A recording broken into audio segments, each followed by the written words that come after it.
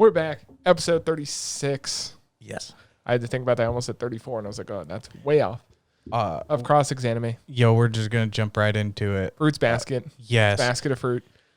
Oh, my God. It's so good. The biggest thing that has happened, Toru did get stabbed from the last time. Did they die? No, she got hit in the arm, and she also may have fallen off of the edge of kind of a cliff.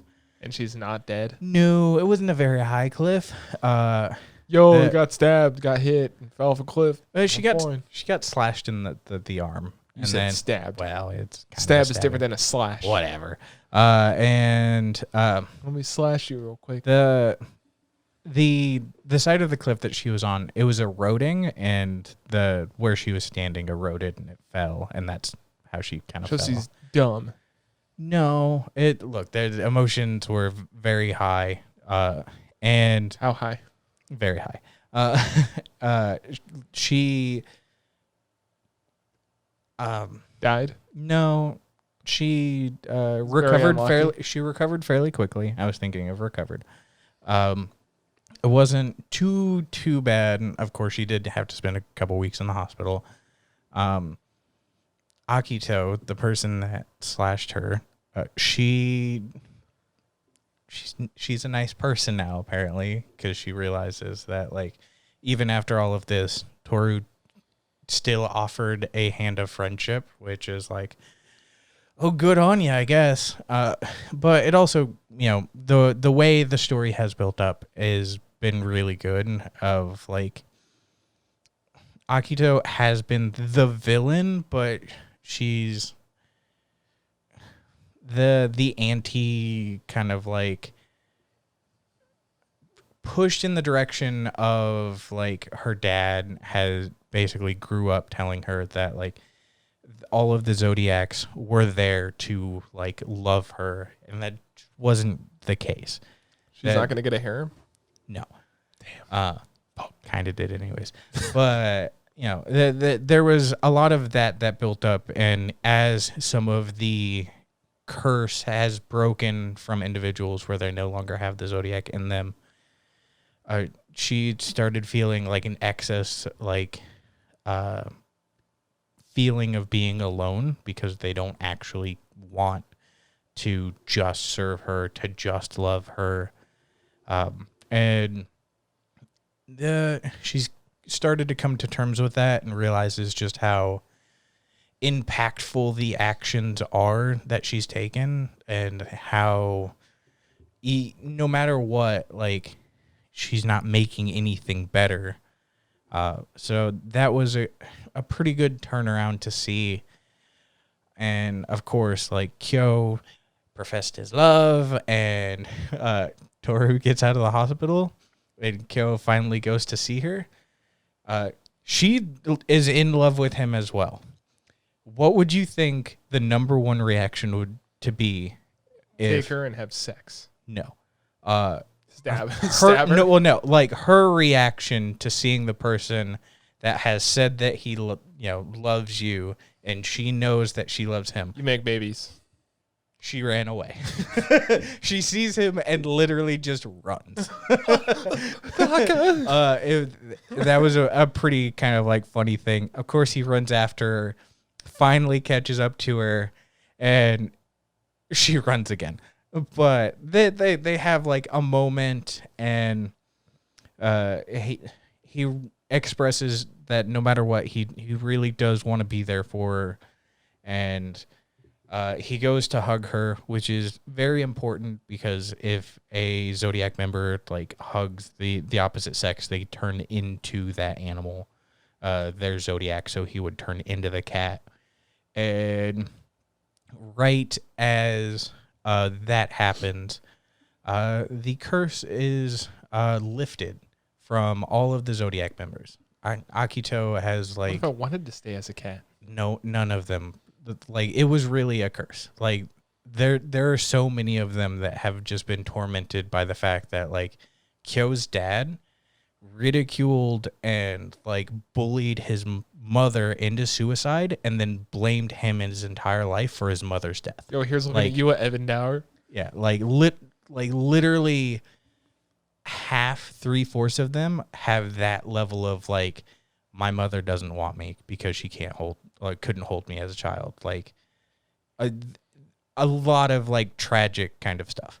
And Akito has came to terms with like them being themselves, and she has the power to like lift that. So she lifts it for every single one of them. And you get the big moment where like it's cutting to a lot of individuals. We actually see all but one, Yuki's like realization. 90% of like their reactions were like literally just breaking down in tears, because it's a curse. Like, it's literally such a strong feeling that if Akito said, you need to do this, they almost felt compelled that they needed to do that because of the control. So yeah, it was super nice and heartwarming to see. And no one died. No one died. Fucking bullshit. Someone should die. And that's kind of where we've ended on this. The big thing, because I showed it to you. Fucking Fruits Basket overtook the final season of Attack on Titan in the top 10 of my anime list. The last season of Attack on Titan, like the last 2 episodes are just fucking shit. Fuck you. It was so. For me, it's one of those like the story within the 3 seasons has built up so well, literally for the climax of the episode. Just wait, like of them being all released from their curse. Just wait till next year. Attack on Titan final season part 2 comes out.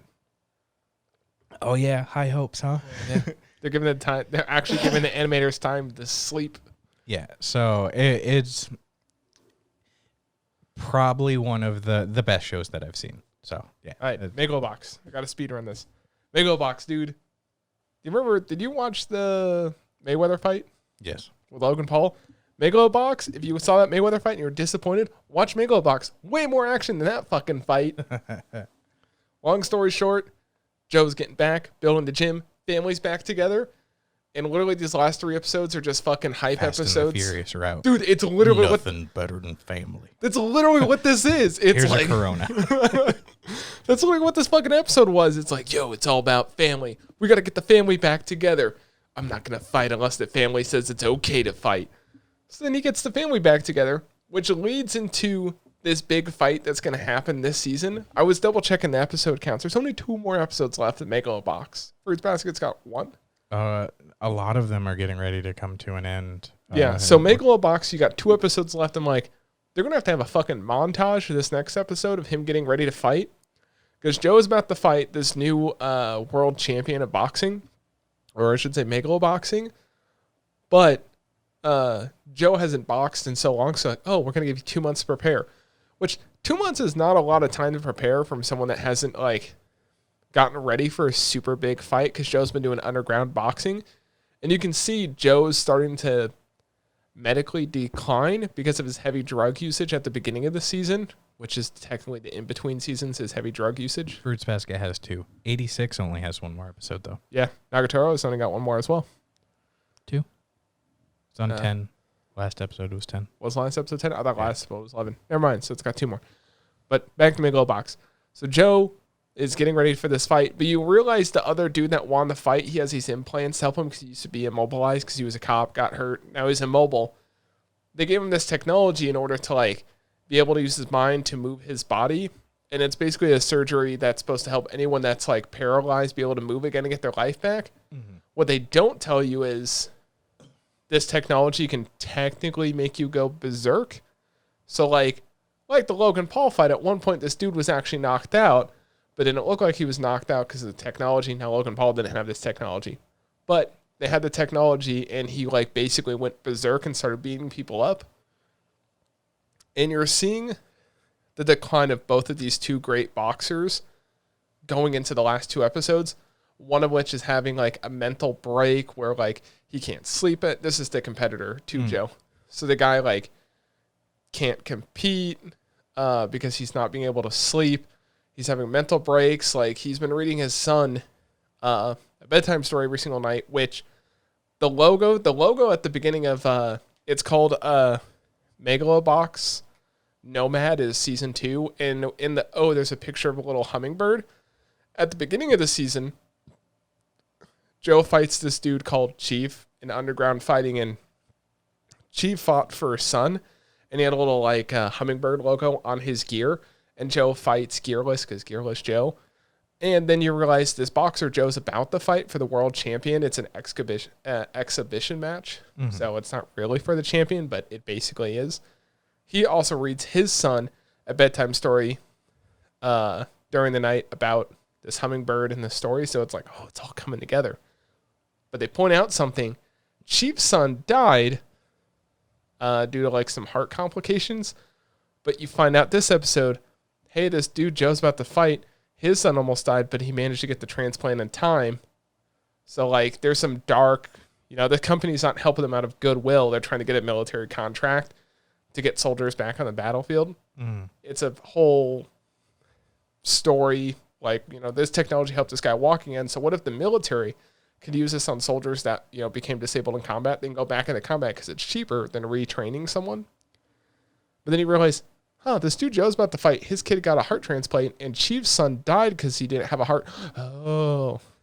So I think Joe's going to figure it out and basically go berserk in this fight and just beat the hell out of this dude.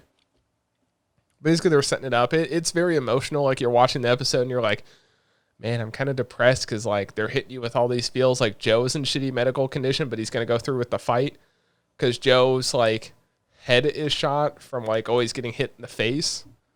I think they called it, like, drunk punch or whatever. Like, he's punching, but he's not really feeling the pain. And there's other boxers, like, going through that mental break. And they also said, like, these shoddy and shady painkillers he's been taking has really been doing a number on his health. So I feel like this fight's Joe's going to win, like, the final fight. I'm pretty sure Joe's going to win.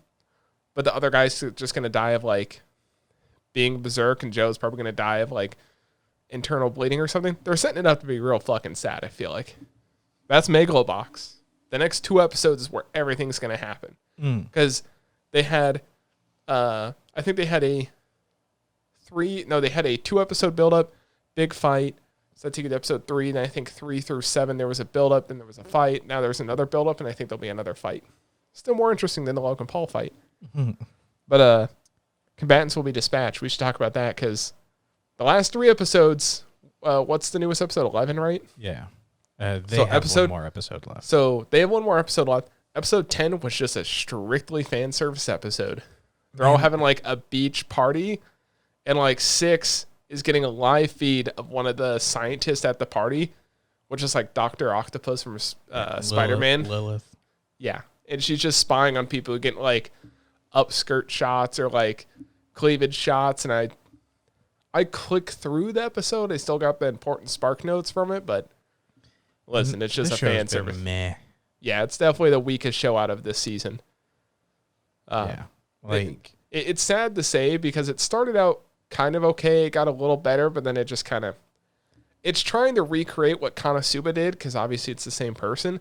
But Konosuba is so much funnier because... It's also maybe because it's Konosuba and it's the first thing, there's that specialness to it. Yeah. This is just Konosuba in another world. Kind of. The isekai. Yeah. It's at least Konosuba's like... Also, funny. there's less pervy stuff and like...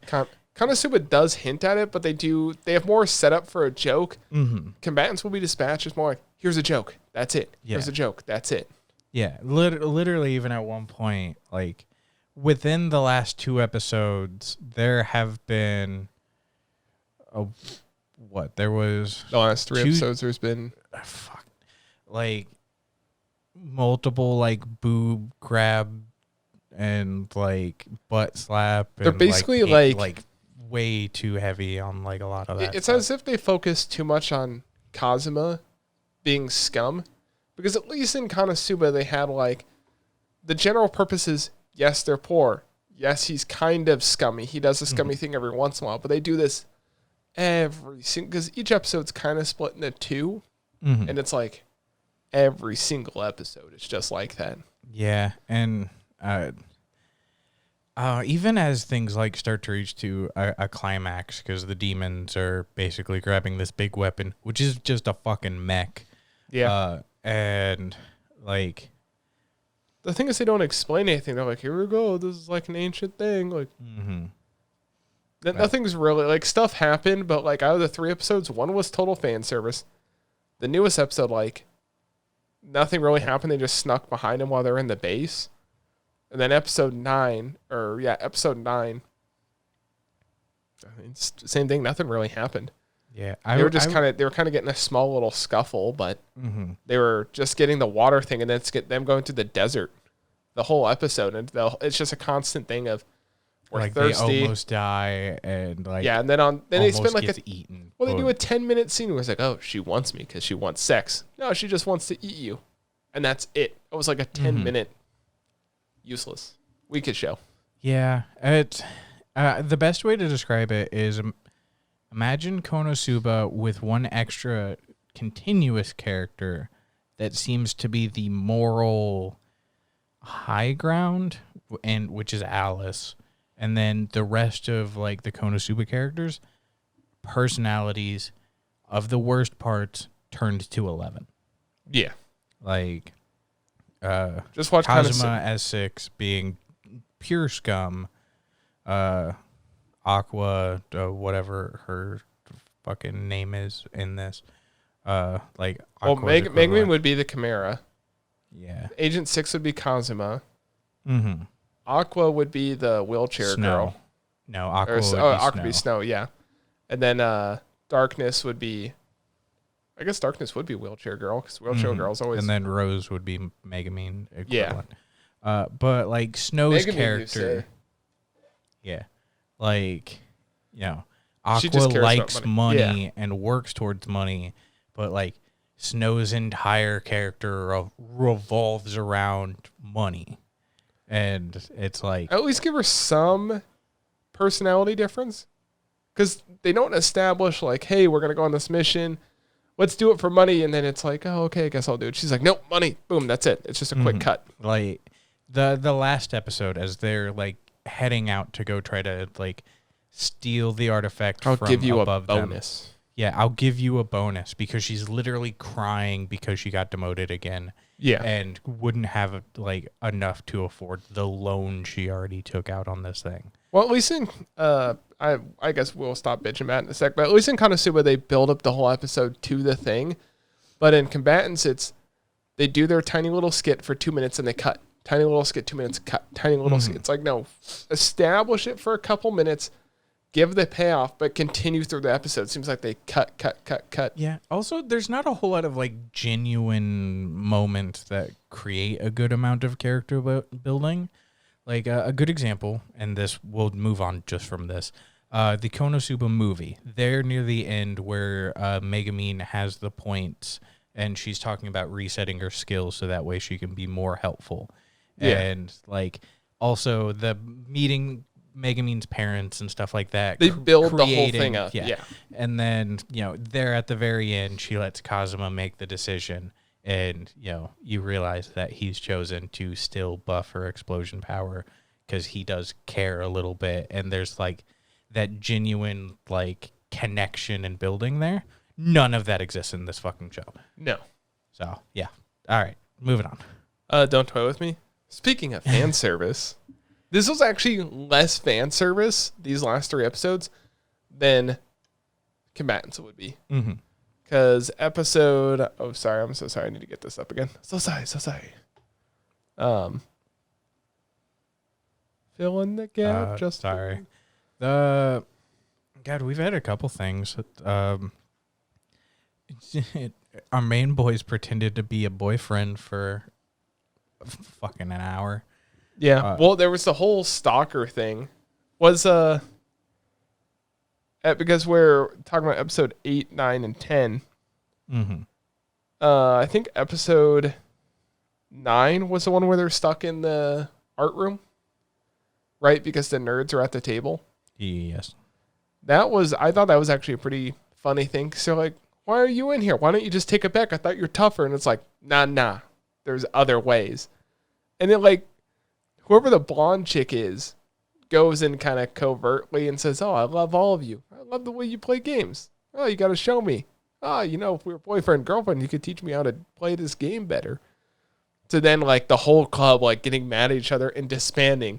And then literally at the beginning of the next episode, she joins the club. They're like, "Oh, they made up and we're actually playing games and having fun." It's like one of them also turned into a stalker, and of course they picked like the ugly bastard looking character, where it's like, all right. I don't think he's actually the stalker. I think they just reused the character design.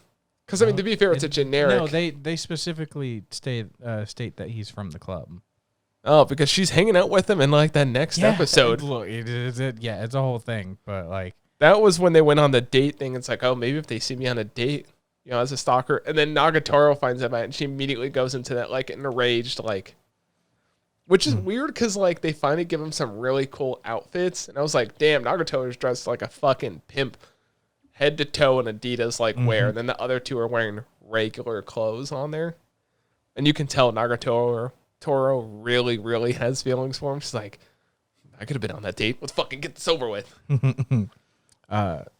8 though, it was midterms, and there was just a lot of teasing. There was the rock paper scissors thing, which I thought was fun. That was a funny part of the episode. It's like, oh, let's play rock paper scissors. Oh, I won. She's very pissed off. I'll let her win. Then the third time he wins again. It's like, he's like, fuck her. I'm gonna win this. Mm-hmm. And then he grabbed her butt by accident, and then she fucking ran away so fast, and you could tell like, oh, she's embarrassed because he's trying to like adjust. Mm-hmm. Was episode 8 when they also went to work out? No, 10. Oh, okay, 10 was when they went to work out. Yeah, this most recent episode. Yo, I can relate on a personal level. Yeah. She basically had to like make him mad to keep running. She was dressing like full on soccer mom, like athletic wear, like, listen, I want a baby. I'm going to wear this. Mm-hmm. That was me when I first started running. When I did the marathon stuff. Mm-hmm. Shit fucking sucks when you first start off. Oh, yeah. The second half of episode 10, I know we're kind of out of order, but it doesn't matter. We're just talking about... It's split within like sections anyways. Yeah, we don't have to talk about order because we're just talking about the shows. But like at the second half, he wants to like draw someone for the festival. And school festival's coming up, and what was the deal? It's like, oh, why don't you want me to model? I want to do something else.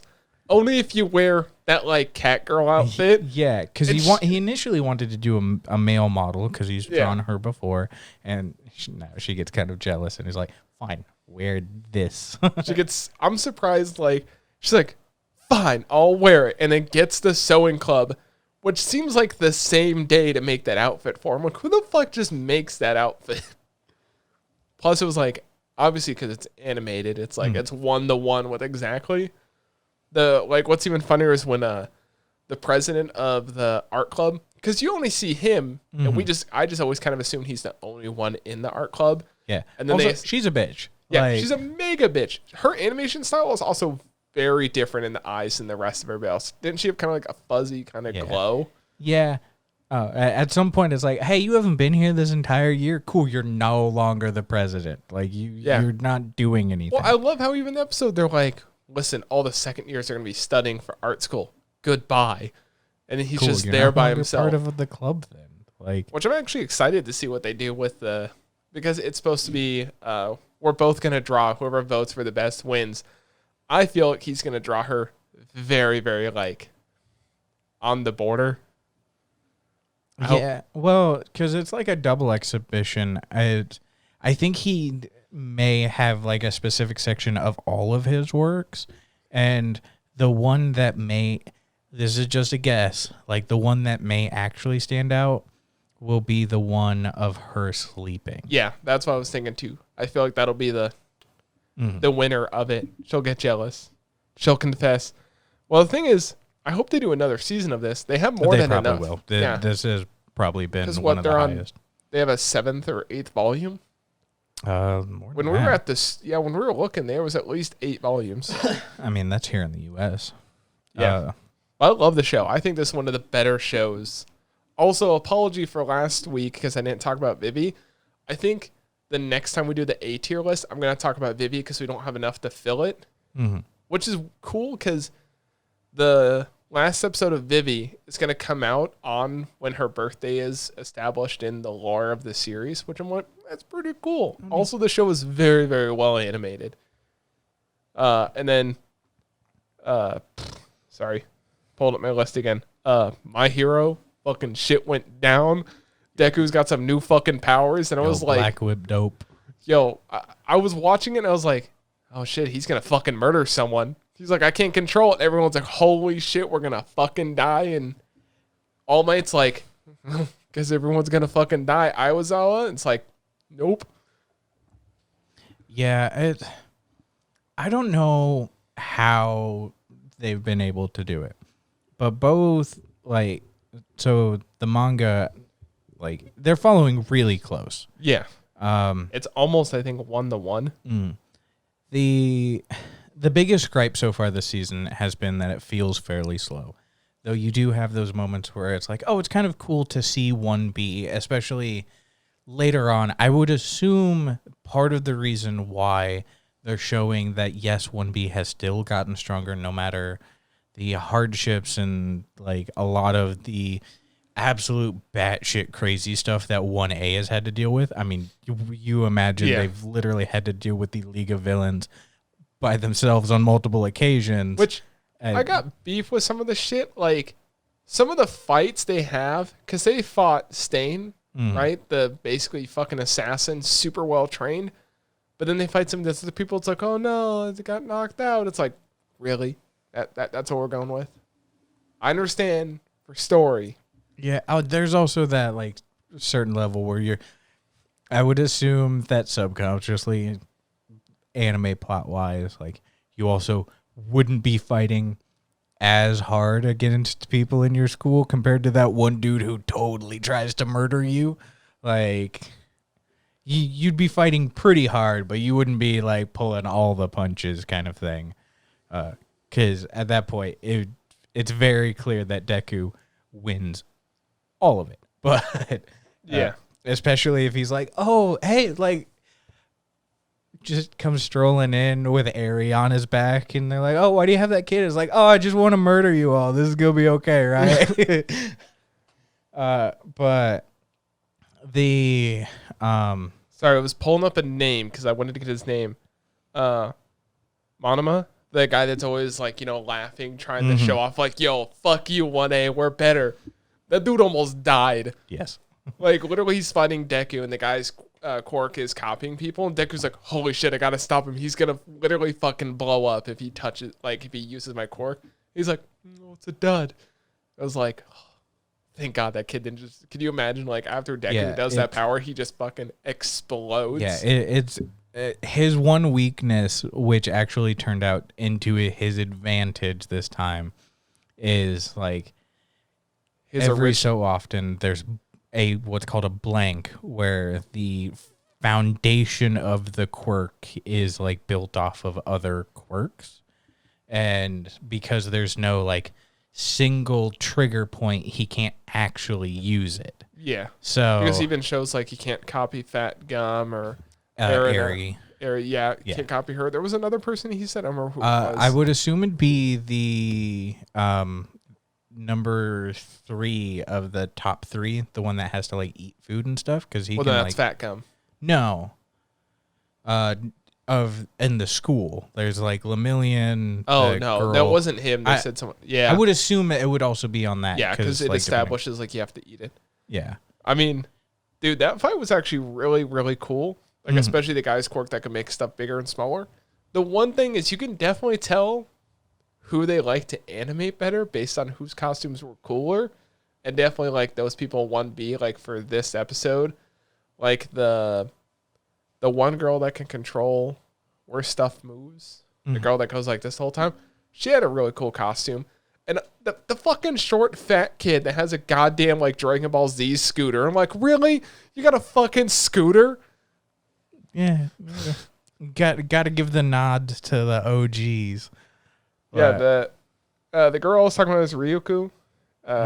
Rico, sorry. And then the dude is Shota, the guy with the fucking scooter. It was cool to see more of 1B because I really want to see more of that class because it's new characters you don't get to see all the time. Mm-hmm.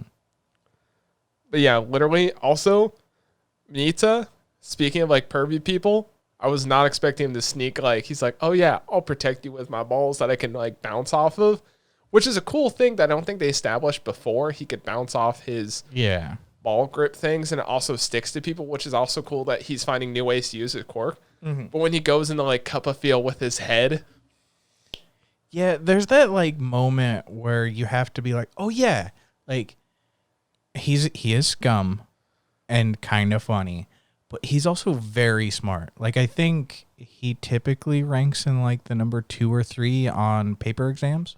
Yeah, in the he's entire like super. class. Yeah. So did you catch the part when they're like panning to everyone coming back from the exam and like Acid Girl's making him watch something? His eyes are like wide open. That was like a fucking meme. Like Clockwork Orange is whatever. It was like an r/anime. What is he watching? Like top comment obviously is like, yo, Boku no Pico or Berserk 2017. But yeah, it's this show has done a good job of, though there's lulls, they always like have that one episode where you're like, yeah, this is why we watch, huh?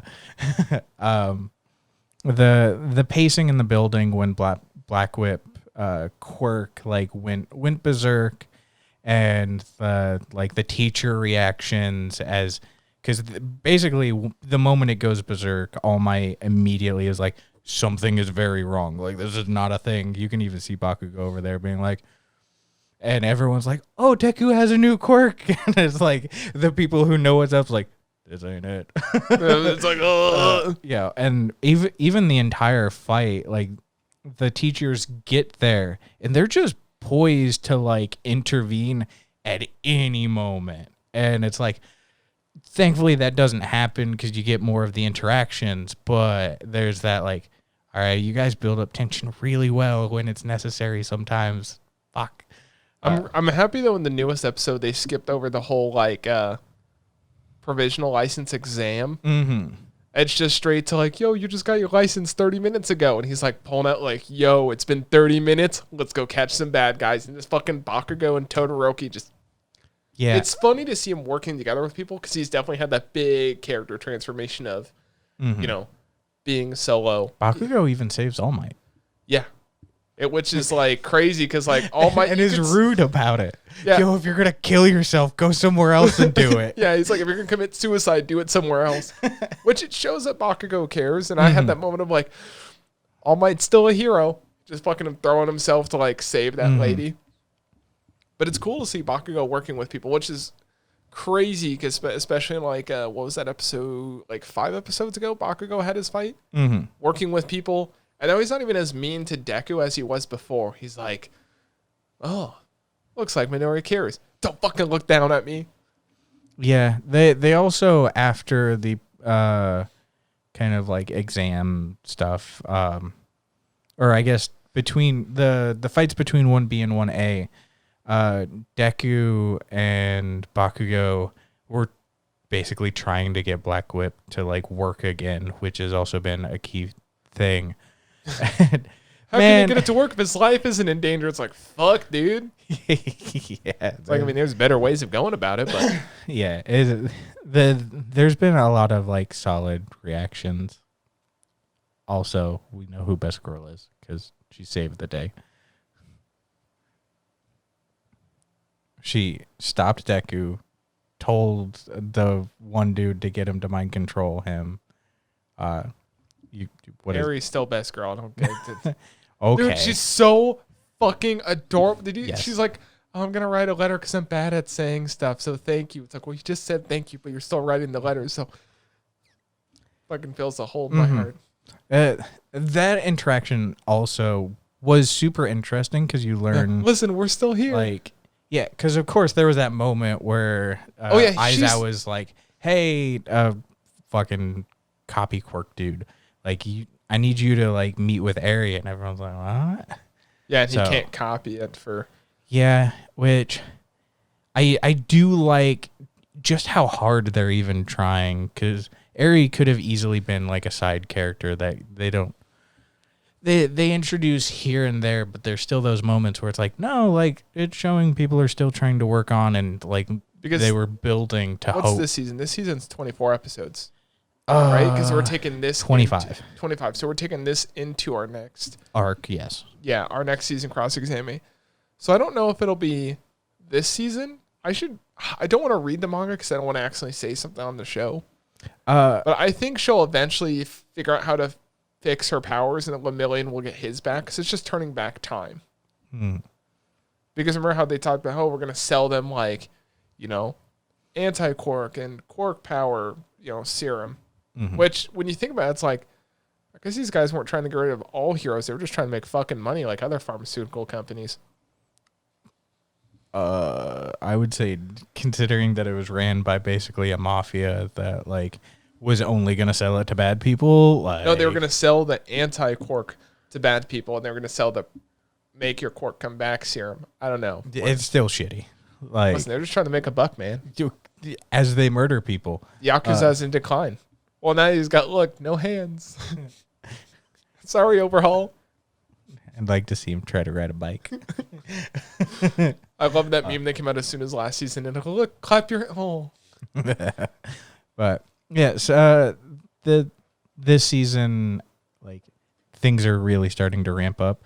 Also, apparently that group that both Bakugo and Todoroki stopped, they are in the Vigilante spinoff series. You actually, like... Oh, are they? Yeah, you can identify them more through the spinoff stuff. So that's where they kind of originate from. So are they still baddies? Oh, yes, they're all bad guys. I just want to make sure. The Vigilantes series specifically focuses on like some of the bad guys and like rogue heroes. So I need to start reading that. They're not animating any of that, have they? Not really, but apparently they're like bringing some of the source material in. So maybe they'll do it on the off season. That's all I got. Yeah, that's kind of it. Key takeaways: Combatants is very underwhelming. Kind of sucks. And My Hero is finally kicking off. Only took 12 or 10 episodes, but Nagatoro is adorable. Yes, but Fruits Basket is that bitch should have died. King. No. Bye. Like, subscribe.